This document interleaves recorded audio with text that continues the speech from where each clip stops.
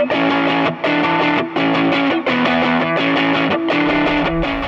this is Ian Jarvis with Kendall Acura of Eugene, and one of my favorite features of the Acura TLX is its Adaptive Cruise Control.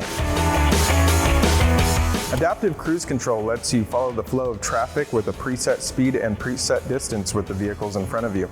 To activate the cruise control, you hit the main button on the right side of the steering wheel, and that allows you to select your speed and distance between you and the vehicle in front of you.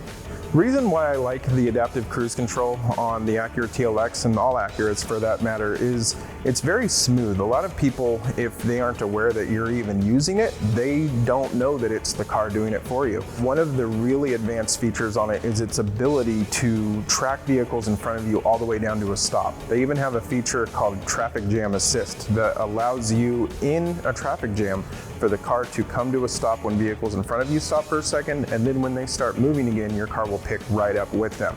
It actually makes traffic jams, especially in our area, a bit safer for you.